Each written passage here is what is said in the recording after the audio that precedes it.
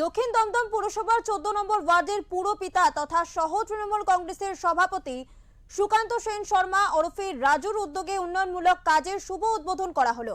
এই উদ্বোধনী অনুষ্ঠানে উপস্থিত ছিলেন ওয়ার্ডের নাগরিকবৃন্দ সহ দক্ষিণ দমদম পুরসভার পুরপিতা পুরমাতা সহ দমদমের বিধায়ক তথা স্বয়ং রাজ্যের শিক্ষামন্ত্রী ব্রাত্য বসু। তিনি রাজ্যের সাম্প্রতিক পরিস্থিতি এবং নির্বাচন আধিকারিকদের সম্পর্কে তার মূল্যবান বক্তব্য সাংবাদিকদের সামনে তুলে ধরেন। একটা ছোট্ট ঘর বানিয়ে দিতে সক্ষম হয়েছি। আজকে সেই ঘরের চাবি এই যে 3300 ভোটার। জ্ঞানেশ কুমার আসার পর আমার বক্তৃতায় আমি বললাম, ভেবেছিলাম হরিয়ানায় সব হবে, যেমন হয়েছে বিহারে, যেমন হয়েছে মহারাষ্ট্রে, যেমন হয়েছে বাংলাতেও হবে। আজকে দেখবো যেমন মানুষের সঙ্গে উনি সৌজন্য সাক্ষাৎ করছিলেন, যেতে যেতে একটা হোঁচট খেয়েছে। জ্ঞানেশ কুমার একটা হোঁচট খেয়েছে, এই হোঁচটটা বাংলায় ওনাকে খেতে হবে। আজকে বাংলায় যে হোঁচটটা উনি খেয়েছেন, ওই যে রাস্তার হোঁচট, ওটা রাস্তার হোঁচট না, ওটা বাংলা বোঝাবে।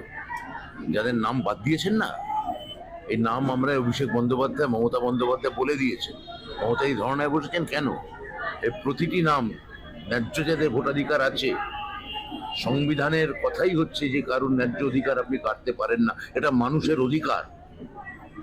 বিজেপি মানুষের অধিকারকে কাটতে চায়, এই অধিকার যাতে বজায় থাকে। দিদির ধর্ণা এখনো চলছে এবং জ্ঞানেশ কুমার এখানে এসে হোঁচট খাচ্ছেন, পার্টিতে বিভিন্ন পার্টির সঙ্গে কথা বলছেন, লোককে ধমকাচ্ছেন, চমকাচ্ছেন। মানুষের ভোটাধিকার আপনি কাটতে পারবেন না, এটা আপনি জেনে রাখুন।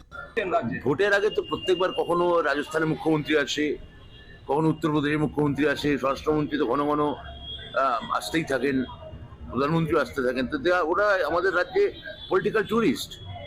সে 21 সাল থেকে টানা এসে যাচ্ছেন, তারা 19-এ এসছেন। বাংলায় কিছু করতে পারেননি, আর বাংলায় কিছু করতেও পারবেন না।